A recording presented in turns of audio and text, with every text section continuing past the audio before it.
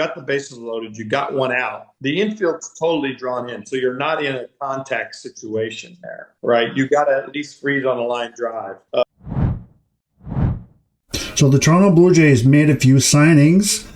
They got praised by Yankees. Yes, they got praised the way they played over the postseason. It looks like the Toronto Blue Jays are in hot water from Japan. I'm not sure exactly what happened. We can break down and talk about that. And a little bit of Bo and just a little bit of everything. Thank you for coming in here to East Coast Blue Jays. I'm your host, Patrick McGraw. If you haven't did it already, hit that like to help us out. Leave a comment below with the latest update for the Toronto Blue Jays. And if you haven't did it already and you like to follow the Blue Jays and like to follow us here, give us a subscribe. We greatly appreciate it. Well, first off, we'll start off with a new signing for the Toronto Blue Jays. A tweet by Mitch Bannon. He said, hashtag Blue Jays officially announced the signing of infielder Carlos Mendoza up to a minor league deal. He hit .287 across AA and AAA last year in the Tigers system last year, .803 OPS while playing second, third, right field, and left field. So it looks to me is an opportunity to play in the offseason, a tryout for the Toronto Blue Jays. It wouldn't hurt if he doesn't make the team. There's definitely room down in Buffalo Bison AAA team for him to play. But yeah, Mr. Carlos Mendoza, welcome to the Toronto Blue Jays. So the second player just got signed by the Jays. His name is Mr. Rodolfo Castro. Tweet by Alexander. Source by the Toronto Blue Jays are signing another infielder, Rodolfo Castro, to a minor league deal with a spring training invite. So the previous guy I just mentioned, I'm pretty sure he's going to get an invite as well, depending how things go. But as it stands right now, Castro, he's getting invited to the spring training for the Blue Jays. I think spring training starts, April, May, March? I forget now when it starts. But Castro spent the 2025 season in AAA with the Phillies. He has had 198 games in the MLB experience between the Pirates and the Phillies between 21 and 23. So it looks to me he hasn't played a lot, but the Blue Jays saw something in him, so they're going to give him a chance. So a native he's a Dominican guy. So the 2025 season he spent with the Phillies AAA affiliates. He batted .235, 72 hits, 19 home runs. So he's got some pop in his bat. 82 runs batted in. OPS is .745. Played over 133 games. So I can see why the Blue Jays went out and got a guy like this. So in AAA, he hit 19 homers and he brought in over 18 runs, batted in over 133 games. So that's pretty good stats to have right there. I'm not sure why the Jays are signing all these infielders, but does it mean that Isiah Kiner-Falefa is not coming back? I can't see it after what happened in the World Series, but we'll see what happens. So, yeah, he played 194 games between the years of 21-23 for the Phillies and the Pirates. So, the Toronto Blue Jays tendered some players. So, 4 players that are on the tendered eligibility for arbitration are Dalton Varsho, Ernie Clement, Tyler Heineman, and Eric Lara. There's 2 other players that were on. There were 6 altogether. There's 7, sorry. Dylan Tatt, Nick Sandlin, and Ryan Burr. These three players cut ties with the Toronto Blue Jays, and they've decided to go. Well, they're currently free agents right now. Nick Sandlin, he was taken off the 40-man roster. And as soon as he was taken off, Ricky Tiedemann, he was put in his spot. So you're going to be seeing Ricky Tiedemann. Tiedemann, is it Tiedemann or Tiedemann? I think it's Tiedemann. But yeah, Tiedemann is going to be the 40-man roster this coming 2026 season. So you'll be seeing him in the spring training. So the deadline for teams to tender contracts to their arbitration eligible players arrived Friday at 5 p.m. So that was the other day.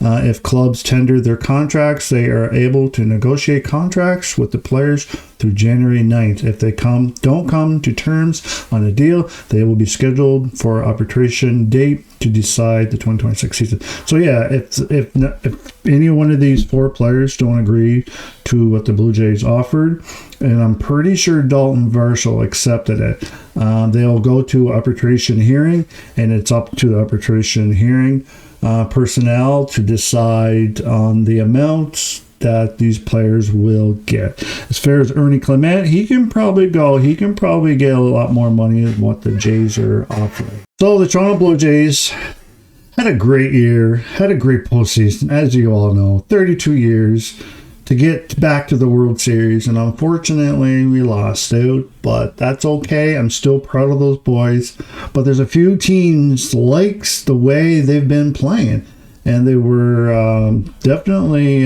praised of how they played, and one of the teams may even follow suit, and his name, yes, Hale Steinbrenner from the New York Yankees, and he says when speaking about what he was impressed with the Blue Jays season in general, Yankees owner Hale Steinbrenner had some positive things to say, admitting that the Blue Jays had a great year, but it also felt like he gave a backhanded compliment on what Toronto did, questioning if it is going to have the same type of success year after year. So in his words, you can't simply be a slugging home run team. The Blue Jays had a great year. I'm curious to see next year how well they do with the roster, assuming it stays mostly intact.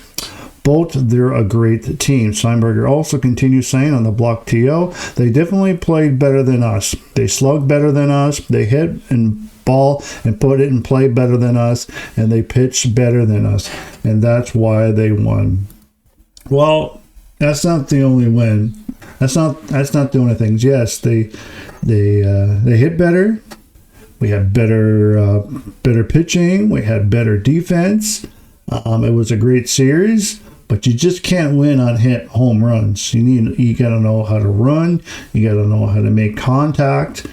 You got to know where the balls are when thrown by strike, because they definitely struck out a lot. But enough with the Yankees. Mr. Don Mattingly, I need to touch. He was on the show the other day, and this is what he had to say. That stood out for you that you really thought about and said, you know what, we could have done this differently? The one play, the IKF play, and I think it's played properly because you got the bases loaded, you got one out. The infield's totally drawn in, so you're not in a contact situation there, right? You got to at least freeze on a line drive. And if you really look at that video, Kirky's in the perfect spot. He's about a foot off the base, like IKF, because of Varsho. He does pull the ball. So I'd say the one thing that we kind of missed, and I'd say myself, Snide, is that Varsho does not line up the base. Right. He does not hit the line drives on that side of the field, really. And so you can get a little bit more. But if it was a right-handed hitter, IKF's probably right where he should be. That's probably the one play that you feel like, if we really looked at that over again, had a little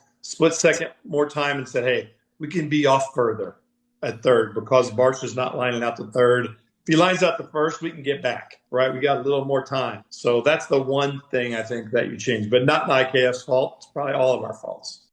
So back to Don Mattingly. It's not really his fault. It's really nobody's fault. It's just the way things go. It was, if the ball was hit a foot away from the second baseman, Isiah Kiner-Falefa would have scored, and the Jays would have won the World Series. But things didn't go that way for the Jays, and it was really nobody's fault. But like I said, I don't blame Isiah, and Isiah definitely got a lot of hate over the internet because of that. But it's really nobody's fault.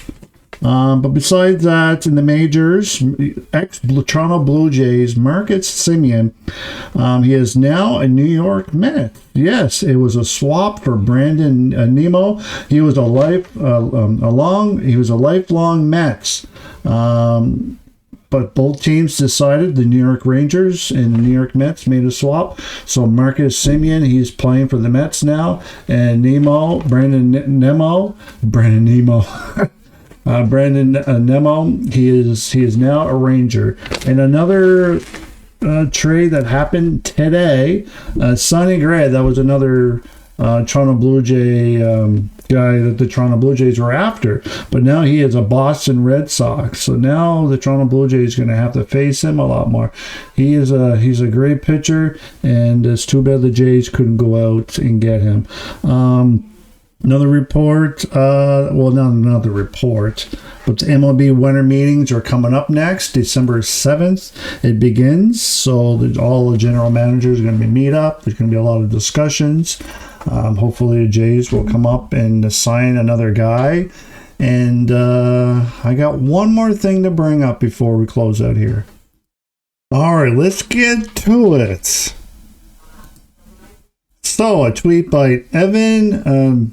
He says there was a big boxing match in Japan overnight, and the Toronto Blue Jays logos were on the ring. Not a bad way to make inroads in a foreign country, right? Well, there's one hypocrite with Mitch Bannon. So I guess, I mean, hey, why not? To go out and see if we can catch another great MLB player from the Japan League.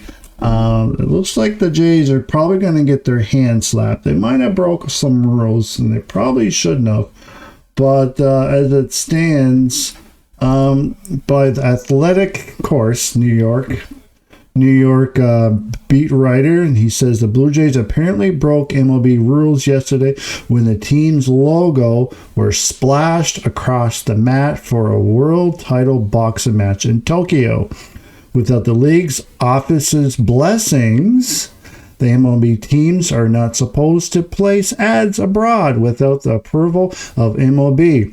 As the league office controls international branding, the MLB wants to avoid a free-for-all between teams trying to grab a slice of a given market. The Blue Jays said they were aware of the sponsorship in advance of the logo being used, and that it was not a paid sponsorship. Sources added that the league office was not involved. It's unclear how MLB will follow up on the matter or whether it will consider any punishment. So, I guess you can't be advertising to promote more baseball players to join the Toronto Blue Jays, international players. If you can, why not? I see no problem in it. Why not? If you want to make your team better, do it. I mean, everybody does it in different ways. If it's a phone call, if it's somebody just talking to you over supper, or however it is, everybody does it. It just makes it look more I guess you can't do it. But why not?